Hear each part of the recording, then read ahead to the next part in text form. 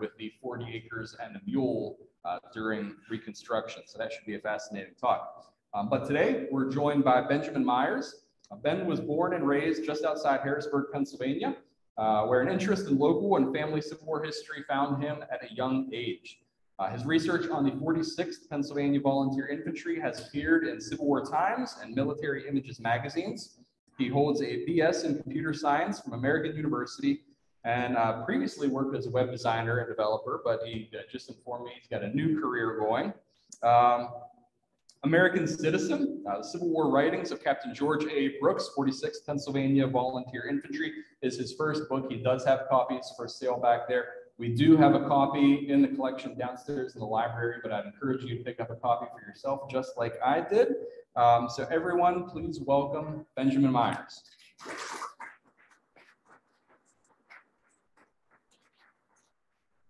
Hello, thank you all for joining me today. Today I'm going to tell you a little bit about an officer who served in the American Civil War. His name was George Brooks. In July of 1862, George Brooks wrote home to his local newspaper, and they published in part the following text. Move with us on to Richmond and aid our noble leader in reducing the stronghold of rebellion. The great principles of liberty must be perpetuated. Our government, in all its original purity, must be preserved. Let Pennsylvanians then rally around the old standard, and before the festive days of Christmas make the annual round, you will return to your homes with the consciousness of having performed a sacred duty and earned the glorious title of an American citizen. To me, this is the most important thing George Brooks ever wrote. It's written at a time when the outcome of the Civil War is all but certain. Actually, it's looking like the Union might not actually win. Brooks writes this home to encourage his fellow Pennsylvanians to join up in the cause for which he believes so much. I'm here today to tell you about Captain Brooks because he wrote this quote, but he also wrote a lot more things. One of those things is a daily journal. He starts this on January 1st of 1862, and he continues it until August 6th. In it, he covers things like campaigning in the Shenandoah Valley against Stonewall Jackson, the Battle of First Winchester, Cedar Mountain, and Antietam. In it, he also covers personal events, day-to-day happenings, military happenings that didn't make it into the history books, but they occurred in his life. And you can now look this up online. If you Google George Brooks, University of North Carolina Journal, it'll pop up in your search results. And you can look at scans of each page of the diary. But back when I was getting interested in the Civil War, about 15 years ago, yes, I'm older than I look, you couldn't see this online. Scans were not available. And the only way to read it was to go to North Carolina. I was interested in doing so because of a family connection. This is my ancestor who served in the Civil War in the 46th Pennsylvania Infantry. George Brooks was his commanding officer. And I knew a few stories from my ancestor's Civil War service that were handed down. And we knew that his first son was named Brooks Ellsworth Boyer. We always thought this was a weird name, right? Nobody else in the family was named Brooks, and we weren't quite sure where it came from. And when I learned that, my ancestor Eliza's commanding officer, his last name was Brooks, I thought, okay, there must be some connection here. I want to learn more about this. So I headed down to North Carolina. I took photographs of each page of Brooks's diary. I took those home with me. I began the process of typing them up into text. This took a long time. He had pretty good handwriting, but still it took a while to go through all that. And I did so. I added some footnotes. I looked some people and events up. And I thought, okay, there's pretty good information in here. I'm going to publish this as a book, just the journal. I knew that some other histories had cited Brooks, but it had never been published in full. And I was planning on doing this, but there were some things nagging me. One of them was that George Brooks mentions writing something to somewhere, right? On January 6th, he writes in his journal, whilst my men were getting ready and wind blowing a perfect hurricane, wrote letter to telegraph. I thought, what's telegraph? So I went to find out. Well, it was the Pennsylvania Daily Telegraph, one of Harrisburg's leading newspapers at the time of the Civil War. And I then went to the State Library of Pennsylvania, and after going through a lot of microfilm, that was fun, I found 7 newspaper articles that he wrote during the Civil War. He signed them all soldier in all caps. I don't know why. It made them really hard to find them. You see in this quote, I don't know if we can do this from here, right here, he would just end in soldier in all caps. But these were a really important link for people back home, right? They wanted news about their loved ones in the service. And so Brooks would write these from the 46th Pennsylvania in the field, and they actually got to the newspaper oftentimes very quickly, sometimes same day. He mentions writing this article, he writes in his diary pretty early in the day, and later in the day, this is actually appearing in the local newspaper because they were in Maryland at this point. They were quite close to Harrisburg. I also ended up finding out that he had some descendants who were still alive. And after reaching out to them in a very awkward phone conversation, explaining who I was and what I was interested in, they ended up sending me over 80 letters that he wrote before and during the Civil War. These, to the best of my knowledge, had never been read. They were still all folded up in their original envelopes.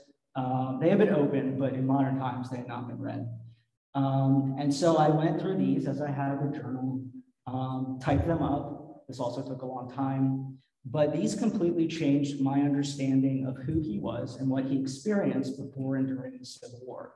They offer an incredibly personal look into his life. Most of them are written to his wife, and they became a big part of the book, which is available for sale today. If you already bought a copy, thank you. This presentation contains a lot of spoilers, sorry. But the book is his diary, his personal correspondence, his newspaper articles, and then context to help you understand what he was experiencing when, because of course, he didn't have that context. So George Brooks was born in Pennsylvania on December 31st of 1834. We don't have too much information about his early life, but we do know that his mother died when he was very young. But he seemed, his father marries and he has a good relationship with his stepmother. He says in a letter, "My stepmother has been very good to me, so much so that I scarcely feel the loss of my own dear mother." He spends most of his youth in Columbia, Pennsylvania, which is just south of Harrisburg. And his father is justice of the peace, a pretty good vocation back then. His father uses his money from work to keep his son in school well into his teens, which is more education than a lot of people received at this time. This education really shows in Brooks's writings, right? He's writing very detailed things about what he's experiencing. So by 1859, George shows up in an advertisement in Harrisburg, Pennsylvania, where he's opened a blank book manufacturer. One of his primary clients was the state of Pennsylvania. And he does this with the help of his parents. He writes, "My parents have robbed themselves that their only son could obtain the wills to start in the world." And he seems like he's been pretty successful in starting this business. He begins an association with an established local printer named Theodore Schaefer. George uses the money from his vocation to socialize, right? He's in his early 20s at this point. He's out on the town. He teaches Sunday school at his local church. He plays flute in a harmonic group. And he spends the rest of his free time socializing, going to parties. He writes to his future wife in May of 1858, "You are better able to guide your George, who's tasted all those fleeting pleasures and may sometimes be a little wild." So we don't know if it's through mutual friends at parties or through his association with fellow printers Theodore Schaefer, but George ends up meeting Schaefer's daughter, Emily. And they begin what we can only define as a tumultuous courtship.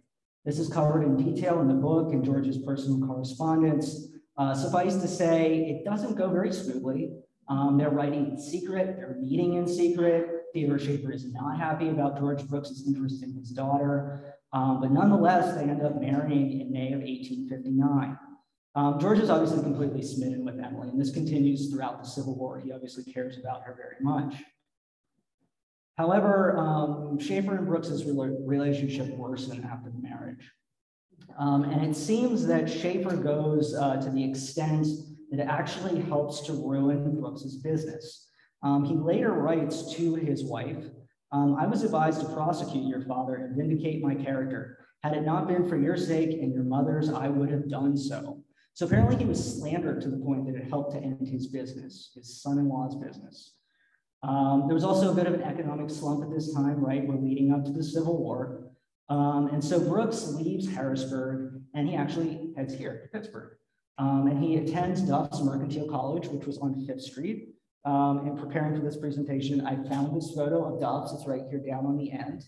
And he graduates the summer of 1860, and he heads home to establish a mercantile. Well, he doesn't really have the money to do this, right? His business had gone under. While he's home, his first child, William, is born. And William is obviously a light in his life, right? He writes to his wife at the time, be very kind and careful and deal very tenderly with him, for he is our only fortune thus far. So Brooks is unable to start his store in Harrisburg. He leaves again in October for Philadelphia this time. And he's working on and off as a printer. But again, the economy is not great. There are a lot of other printers in Philly looking for work. Then, as now, cities are very expensive. He's breaking even. His wife isn't happy with him because he can't really support the family. And so he relocates to Washington, D.C. in early 1861 to try to find more steady work. He's actually in D.C. for Lincoln's first inauguration, and presumably is somewhere standing down here in this photo of Lincoln's first inauguration. He says of that day, I secured a good position near the stand and heard every word of his inaugural address. It was a grand sight. Mr. Lincoln is a fine-looking man, not by any means like any picture I have seen of him. So I invite you to look at this convenient wall of all the pictures of Lincoln. You can make up your own mind. So George comes home again shortly thereafter. He wants to start his mercantile again, but fate has different things in store for him. War is declared, and he enlists in a militia unit known as the Lockhill Greys. They muster in for 3 months as Company F of the 25th Pennsylvania Volunteer Infantry. So the Greys head down to Washington, D.C. They report to the Washington Arsenal, and while there, they receive training from regular Army soldiers. This is very important for Brooks's future military career. At the time, training for soldiers was not standardized by any means. If you volunteered for service and your officers were volunteers, they were learning at the same time you were. So Brooks learns from professional soldiers. He certainly incorporates this into his future command in 46th Pennsylvania. They don't really do much in the 25th. They're not at First Manassas, and they return home after the end of their enlistment in July. But the government has already put out a call for 1 million more volunteers for 3 years of service. Obviously, the war is not going to be quite as short as everyone thought. So when Brooks gets home, he begins recruiting his own company. He falls short. He doesn't quite get to the 100 men they're supposed to have. And so he combines with a friend from the 25th, Edward Whitman. Brooks has gathered slightly more men than Whitman, so Brooks takes the captaincy. Whitman becomes his first lieutenant, and they muster in his Company D of the 46th Pennsylvania Volunteer Infantry. Now, the 46th is commanded by Joseph Farmer Knipe. Knipe stands 5'1" tall. He swears like a sailor. He has a lot of military experience. He was in the Mexican-American War, active in the Pennsylvania State Militia. At the beginning of the war, he helps with a lot of recruiting efforts. But by the fall of 1861, he is ready for his own regiment. He wants to get in the field before the fighting is over. And so he accepts a mix of recruits from across the state. By this, I mean, he took old guys, he took young guys, he took German, he took Irish, he even took a female in disguise. It's documented, you can read about it in the book. They quickly depart for Washington, D.C. after 2 weeks of training. So the 46th spends a little bit of time in D.C. If you remember at this point, the war is still kind of an exciting affair. They're seeing the sights around the city. But eventually they're ordered to Maryland to join Williams' Brigade of Banks's division. General Alpheus Williams also had military experience. He was in the Mexican-American War. He served in the Michigan State Militia. He was a successful businessman. He had excellent organizational skills, and he proves to be a very effective commander. I encourage you to learn more about him. I think he's kind of one of the unsung generals of the war. He goes on to command the 12th Corps for a while. On the other hand, Nathaniel Prentice Banks has no military experience. He was actually Speaker of the House before the war. He's a political appointee. And both of these men are going to have a very large effect on what Captain Brooks experiences during his time in the 46th. So their first assignment is to guard the Chesapeake and Ohio Canal. The C&O Canal is a vital transportation link between Western Maryland and Washington, D.C. At this point, a famous figure enters into their lives. You may have heard of him. His name is Stonewall Jackson. The entire time that Stonewall Jackson is maneuvering in the Shenandoah Valley during the spring of 1862, the 46th is going to be one of the regiments he is fighting and maneuvering against. So General Williams and his brigade are dispatched to Hancock, Maryland, where Jackson is harassing the C&O Canal. He's actually trying to blow up a dam. And they're rushed out there in a harrowing 26-mile march. Remember, they're all new volunteers, never done this before. And George Brooks writes home to the Telegraph. He says, "Many of my men are now nearly barefooted. Very few have stockings worth wearing, and some none at all. We often hear about Confederate troops being in short supply of clothing and food and ammunition and things like that. But here we have from Captain Brooks an account of Federal troops suffering very early in the war from lack of supplies." So, yeah, Jackson is also poorly supplied, and his troops are really suffering the effects of the winter weather. So he ends up kind of backing off from Hancock and heading a bit south. And so Williams' men settle into winter quarters at this point. Captain Brooks goes back to his joy of socializing. He boards in town. He makes many close friends there that he continues to correspond with throughout the war. And I think this is in part due to his kind of rocky home life, right? His in-laws aren't too fond of him. His wife is often annoyed with him because he's not supporting the family. And he seems to make these friends during his service that mean a lot to him, kind of creating his own sense of family. He writes in January of 1862, "Spent one of our familiar home evenings, so pleasant, so sociable, so cozy." In late January, Brooks and Company D are detached to guard a dam along the C&O Canal. While there, they suffer their first casualty when a 19-year-old private named Amos Wenrick falls into a canal lock and drowns. This isn't really hard to imagine, right? He's wearing all this winter gear. It's icy, it's winter. These canal locks are actually quite tall, up to 15 feet. And he falls in and he drowns, unfortunately. So Captain Brooks writes, "I rode in great haste to the lock and found, alas, it was too true. Amos M. Wenrick was no more." He pens a very long remembrance to Wenrick in his diary. And I think this is important because it shows how much he cared about these men who were serving with him. He goes on to lose a lot of other men during 1862, and I think it's important to remember how hard this must have been for him psychologically. So, the spring of 1862. Weather's getting warmer. The war seems to be going well for the Union. They've gained much control of Kentucky, Missouri, and Tennessee. General McClellan is preparing for a campaign against Richmond, and General Banks himself is moving across the Potomac into Virginia. Stonewall Jackson allows Banks to advance well into the Shenandoah Valley. He actually continues to south of Harrisburg and makes camp there. Jackson allowed Banks to do this because he wanted Banks to be occupied. He didn't want Banks to go to reinforce McClellan in the campaign against Richmond. And so at this point, Jackson just kind of lets him alone. Banks is occupied. He's difficult to supply. It's difficult to communicate with Washington. And they end up having a very quiet spring. Banks's army is just kind of lingering around.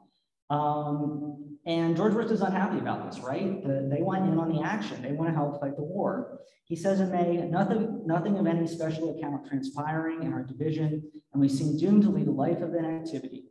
Those who offered their service long after us have crowned their day with glory. So with things being so quiet, the War Department eventually orders a lot of Union forces in the valley back towards Washington. And Banks himself is ordered to move further north, so he's a little easier to supply and communicate with. Unfortunately, no one's really quite sure where Jackson is at this point. Of course, as soon as Banks makes his move and moves north to Strasburg, where he has a significant number of supplies and 6 soldiers, Jackson appears. And on May 23rd, Jackson attacks a detached regiment at Front Royal. Banks is getting reports of this happening. He knows that he's significantly outnumbered at this point, and so he decides that he is going to retreat back towards Winchester on May 24th. The 46th is leading the military column during this retreat, and when Confederate cavalry starts to harass the column, the 46th is detached, And George Brooks writes, "Our regiment being in front was immediately ordered to unsling knapsacks and everything which would encumber them, load at will and charge down the pike at a double quick distance of 4 miles. They performed well during this little fight. This is really their first kind of tiff that occurs. And they're successful in helping to defend the column. They're able to retreat to Winchester. The next morning, Banks makes a stand south of the town, and the 46th Pennsylvania and Captain Brooks again perform well under fire. Brooks writes a really good account of this battle, which is one that is not, there aren't a lot of accounts from. In part, he says, "A bayonet charge was resolved upon. Our boys came up to the work beautifully, and the 21st North Carolina were driven with terrible slaughter from their shelter." A bayonet charge implies a good bit of discipline at this point early in the war to keep his men together and to have them move effectively. After an artillery duel and some fighting, Union forces are very outnumbered, and they end up falling back toward Winchester and crossing the Potomac into the safety of Maryland. Banks thinks he's done a pretty good job, right? He got to Maryland. The War Department, not so much. So he's lost a third of his army. A lot of these were guys who couldn't keep up physically. It's early war. Remember those older recruits that Colonel Knight took? They couldn't hack it. So a lot of them got medical discharges at this point. Banks also lost hundreds of thousands of dollars in supplies, weapons, and ammunition. At this point, 879 men are present in the 46th, and they suffer a permanent loss of 6.5%. The main effect is that the War Department is pretty rattled by this, right? And so they set in motion about 50,000 troops to try to crush Jackson in the valley. This diverts some resources from DC and the Peninsula Campaign. Whether or not McClellan would have put these to good use is the subject of another presentation, but nonetheless, it doesn't really matter because Jackson slips away to Richmond anyway. Banks is without an adversary again. He's still in the valley. Banks spends June in camp near Front Royal. Once again, nothing is really happening for these guys, but they're hearing a lot about the Peninsula Campaign and how it's not going well. Drunkenness and desertion are common. Brooks himself is kind of getting over this war thing. It's kind of lingering on now, right? And he's having trouble with his in-laws at home. He writes, "My absence is taken advantage of in every way, till I scarcely know who to trust in the few little business matters I have at home." To imagine how frustrating this was for him, being so far from home. But he also writes to his wife, "Really, Emily, I'm tired of the war, or I may better say tired of being away from Willie and you for so long." In July of 1862, the Union Army reorganizes, one of many reorganizations during this time. Union forces in Virginia are put under the command of General Pope, and General Crawford takes command of the 46th Brigade. Meanwhile, the federal government calls for 300,000 more volunteers because, again, we're kind of realizing the war isn't going to end quickly. And Brooks decides he's going to write to his friends in Harrisburg to ask for a field command in the new regiment that's being raised. I have every reason to think that he would have gotten this. He seemed to be a very capable officer. And if 1862 had gone differently for him, I think we very well could be talking about General Brooks today. So Samuel Crawford is has been in the military. He was actually a medical doctor, so he has no combat experience. And he's going to command the 46th through the rest of 1862 that I'll be telling you about as their brigade commander. So General Pope decides that the Army really needs to be more mobile. At this point, officers are still taking things with them like trunks full of books to keep themselves occupied. And so he really tries to turn the Army into a campaigning force so they can move around quickly. So George Brooks writes home to his wife, and he says, "You will laugh, Emily, when you see my diary and read of my adventures among the girls through the country we have traveled." I'm not sure she would have been laughing. I'm also not sure he sent home his journal because he continues to write in it. But yeah, he certainly was socializing quite a bit during this time. So they began maneuvering south toward Culpeper, kind of a meandering route. And Lee gets wind of this, and he fears that Pope and Banks might move against him from the north, where he's located at Richmond. And so he sends Jackson back to Virginia once again to defend against this threat. Banks and Jackson finally clash on August 9th, 1862 in the Battle of Cedar Mountain. Cedar Mountain is a little talked about battle. It's an absolutely beautiful battlefield. I encourage you to visit. It looks much as it did on the day of the battle. And it's really one of those fights that you can only understand by walking the field. It really changes your understanding of what happened there. There are a lot of hills. Jackson places his cavalry on Cedar Mountain right here, and is going to fire down on Union troops the entire duration of the fighting. And as Banks's men maneuver onto the field, Colonel Knight of 46th Pennsylvania, certainly not lacking in aggression, suggests that they charge the Confederate line. Why he made the suggestion, I don't know. It wasn't a very good one. Almost no reconnaissance has occurred at this point. They don't really know what is across the field in front of them. They know they're charging into a wood line. They have no idea exactly how many Confederate troops are there. But nonetheless, General Crawford, in command of the brigade, apparently says, okay. He remains behind, and his brigade charges across a wheat field into Jackson's line. Charging across this wheat field is no easy feat. It is quite steep. They're going uphill. There's artillery fire raining in from Cedar Mountain. And as soon as they enter the wood lines, savage hand-to-hand fighting breaks out. We're talking clubbed muskets, bayonets, rocks, sticks, anything these guys can do to avoid being killed. Prisoners were given no quarter. This is a vicious little fight early in the war that is starting to show the true nature of Civil War combat. This is a very confusing fight. The brigade ends up breaking apart a bit, but Captain Brooks continues along with the main of the brigade, and there's an account of him at one point helping to command it, guiding the men forward because so many officers have been lost. So Crawford's brigade, in this sort of amazing act of aggression for early war Union troops, ends up collapsing most of Stonewall Jackson's line. Jackson's troops were still kind of coming on the field. Crawford happens to hit at a point where there really aren't any Confederate regiments. They flow into this area. They then turn and move down perpendicularly along Jackson's line. The entire time they're under a lot of fire. They're taking a lot of casualties. And they kind of run out of steam when they reach the end of Jackson's line down by Cedar Mountain. There are Union reinforcements available. They're not deployed in time. We're still talking early war Union strategy. We haven't quite gotten very good at it yet. And they're forced to make a fighting retreat across the ground we just crossed. Meanwhile, overwhelming numbers of Confederate reinforcements are arriving. AP Hill is arriving. The gig is up for Union forces that day. They pay dearly for this. 504 men in 46th Pennsylvania took into action. 92 responded to roll call on August 10th. There are 3 company officers in the entire regiment who report for duty. 2 of them are wounded. Colonel Knipe has been wounded, the regiment's major. Captain Brooks himself is wounded in the foot and the arm. And the 3 of them return to Harrisburg together to recover from their wounds. The brigade has suffered a 52% casualty rate immediately following the battle. And once men return from being wounded or being prisoners, they suffer a permanent loss of 29%. This is a very high casualty rate for the Civil War. And it's kind of all for naught. Cedar Mountain results in no real tactical gain for either army. So in the coming weeks, Crawford's brigade is in really bad shape, right?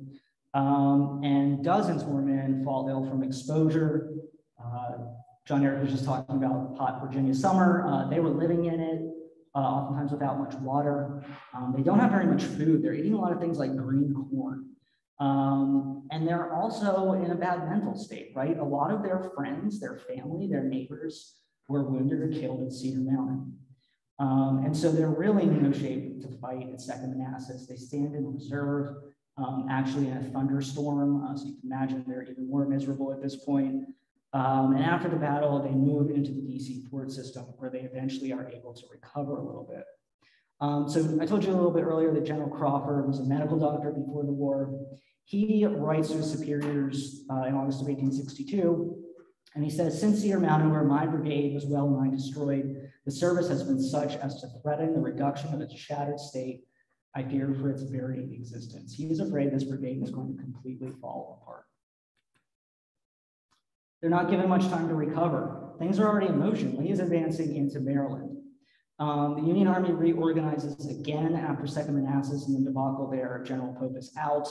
The Army command returns to that of General McClellan. And as for Banks, he's also out. The department is not impressed with his performance in the Valley, and he swapped with General Mansfield. Mansfield was commanding the DC Fort system at this time. He had no combat experience despite being a career soldier. And Banks's corps is renamed the 12th Corps under General McClellan. Crawford's brigade itself is given 3 new Pennsylvania regiments that have been in service for less than a month. This is going to prove very important to their experience at Antietam. So George Brooks has been in Harrisburg while recovering. He's been doing interviews for the newspaper. He's been trying to help recruit. This is one of the primary roles he served for the regiment, trying to sign other guys up to help reinforce the ranks. But they know a battle is coming. And so he and Colonel Knight, knowing that the regiment has so few officers, decide to rejoin the regiment in early September. This is getting a little in the weeds, but it's important to understanding what Crawford's brigade experiences in Antietam. The new regiments, 124th, 125th, and 128th Pennsylvania, in total are about 2,000 men. These men apparently haven't even achieved proficiency in basic drill. Meanwhile, the veteran regiments of Crawford's brigade number about 450 in total. 46th Pennsylvania has barely 100 men at this point. Remember back in May, I told you they had 879. The 28th New York, meanwhile, has 60, the 10th Maine, 300. George Brooks is the only captain present in the 46th Pennsylvania, and many companies are commanded by sergeants and corporals. They are not in very good shape going into this battle. So on September 14th, 46 waits in reserve and crosses South Mountain in darkness. And the night of the 15th, they sleep with all their gear on outside of Sharpsburg. They know something's coming. General Williams, who I told you about earlier, in command of their division at this point, he writes a wonderful account of all of Antietam. I highly suggest reading it. But this is an excerpt from writing about the night before the Battle of Antietam. He says, "I shall not soon forget that night, so dark, so obscure, so mysterious, so uncertain, with a certain impression that the morrow was to be great with the future fate of our country. So much responsibility, so much intense future anxiety." You have to imagine they were all feeling this, right? Morning of September 16th, men of the 12th Corps are issued 20 more rounds of ammunition in addition to the 40 they already carry. There is no doubt now today will be the battle. They begin advancing slowly. They march for a while, they stop. They march for a while, they stop. While they're listening to sounds of fighting in the cornfield. General Hooker's corps has already engaged there.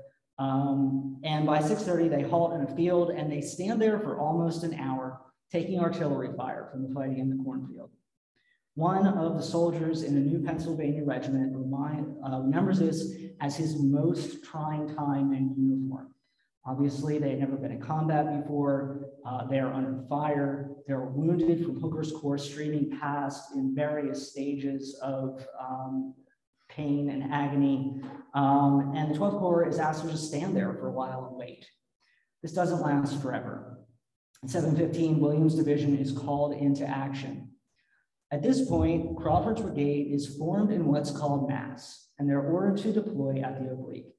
Without going too deep into Civil War tactics, what you need to know is they are standing in one big group, and they are ordered to deploy diagonally in a way that would be very difficult for even seasoned veteran troops to deploy.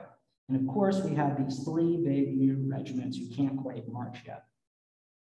So Williams writes that he gathers all of his veteran officers, what few are left, under a tree, and they discuss what they're going to do. They decide that they're going to use the veteran regiments to help deploy the new regiments. And with that in mind, Crawford and Williams both take a new regiment and go to position them, while the veteran regiments are going to maneuver the 128th Pennsylvania into position. So the 10th Maine, a veteran regiment, takes position in the East Woods, which I can't quite see from here, but yeah, right here, forming the extreme left of the Union line at this point.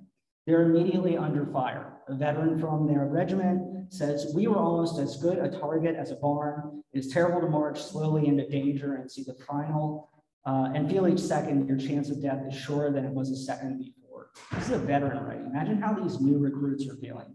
We're also talking about kids. They're 18, 19, in their early 20s. We're talking about young men. 10th Maine, the colonel and lieutenant colonel are wounded about the same time. There's a lot of sniper fire going on in the East Woods right now, and they're getting a lot of Union officers. So the 46th Pennsylvania and the 28th New York have maneuvered into a corner of the cornfield, right about here. And the 128th Pennsylvania is instructed to fill in a gap between the two regiments, like a bookend, right? But their colonel is killed and their lieutenant colonel is wounded in quick succession.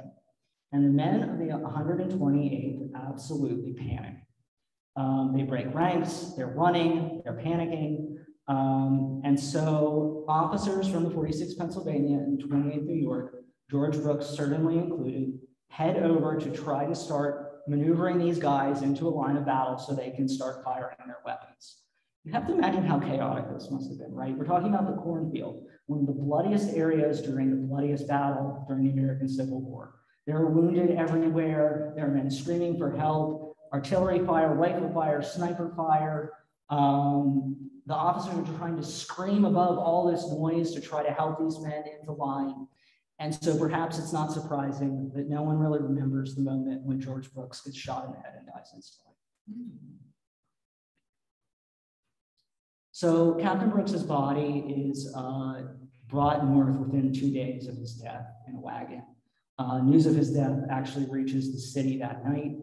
And he's buried in Harrisburg Cemetery. He actually liked to take walks in Harrisburg Cemetery before the war.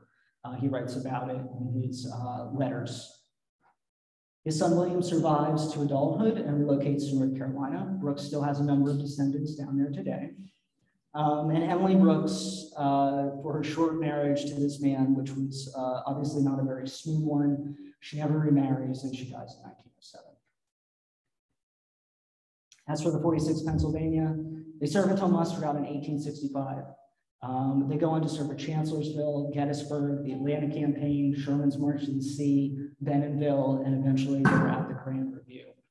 I think it's important to note that Brooks helped train these guys, right? They become a core part of the Union Army and the men who help preserve the Union.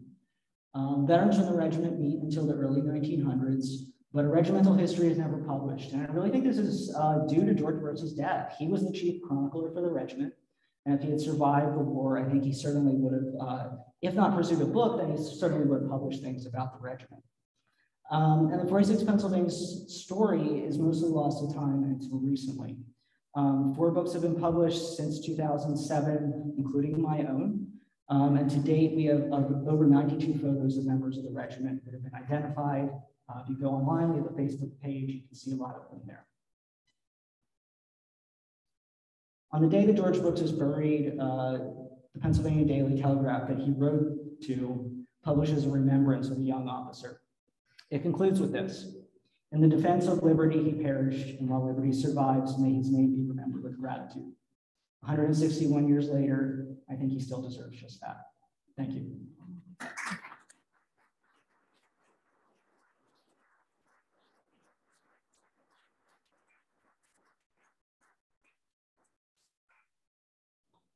Any questions? Just repeat any questions so that our Sure. audience. Yeah.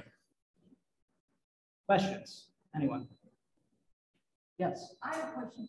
How did you get those letters out of the family?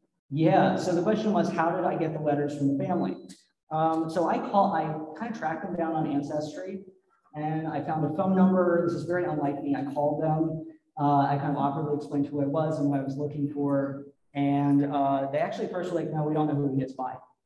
20 minutes later, they call me. They say, we were kind of taken aback by this, but yeah, we know who he is. We have a trunk of his things, including some letters. Do you want to read them? And so they actually mailed them to me in a box, which is not a great idea, but a way of getting them, right? They mailed them to my college dorm room. And I was in like a 400 square foot studio apartment at this point. It's covered in letters, right? Because I had to carefully unfold them before I scanned them. And I went through that way. And that's how I ended up reading all these letters. Anything else besides the letters? Sword or cat? They had some photographs and his wife's wedding day dress and some things like that. Yeah. Yes. Did you find anybody else in the 46 that wrote letters or did anything else that you were able to add anything additional to what he wrote? Yeah, so the question is, was I able to find any other resources about the 46 to add to the narrative that I write? Yes, absolutely. George has a lot of writings, but they don't cover everything. So I often would turn to members of other regiments. There's quite a few available. There was a private in the 46 at this time who wrote a good bit. His writings were published in a book called Bethlehem Boy. It's now out of print, but you can still find it sometimes. So I incorporated some of his words. General Williams, there's a book about, there's actually now 2 books about him, but all of his wartime letters were published in a book. And so I use that quite a bit as well. Yes. Yeah, you mentioned up there, picture of those up there, four books have been published on 46 since 2007. Yes, they are all footnoted. So the question was, which other books have been published about the 46 Pennsylvania? The one is the one I just mentioned called Bethlehem Boy, which is letters from the regiment. The other 2 were written by a man named George Bradley. They are a regimental history about the regiment. The first book is the first portion of the war. The second book is the second portion of the war. He broke it up. Thank you. Sure. Any other questions?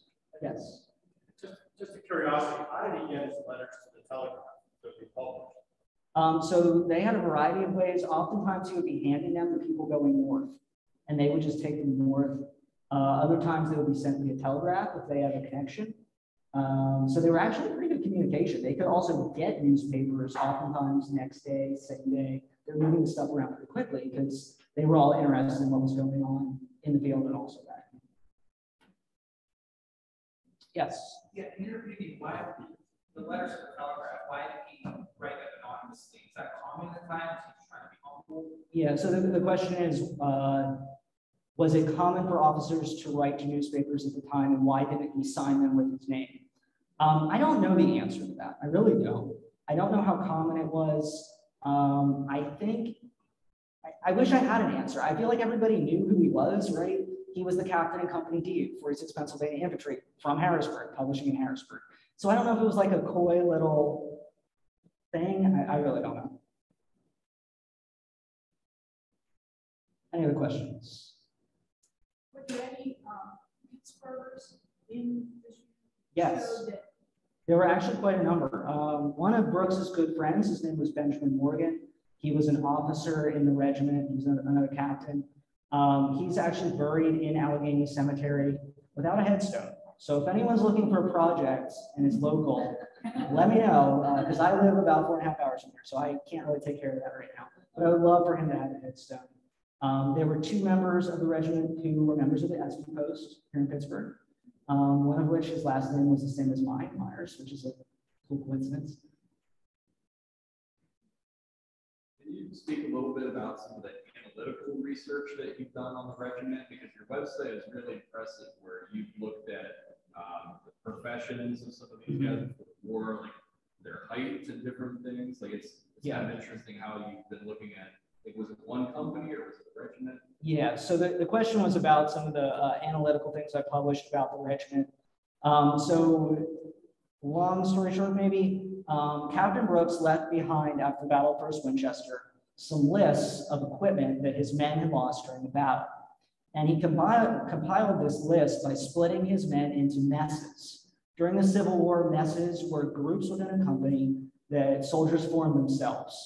They would kind of self-organize these groups. And so they offer, and the military didn't record this information, they didn't care. So having the messes in his company offers a really unique look into subsections of the company, friends, neighbors, relatives, things like that. And so using those, I also looked up descriptive statistics about these men. So I got things like their eye color, their height, their vocation, what happened to them. And one of the presentations I give is walking folks through this information and explaining kind of this very personal look at a company of Civil War soldiers.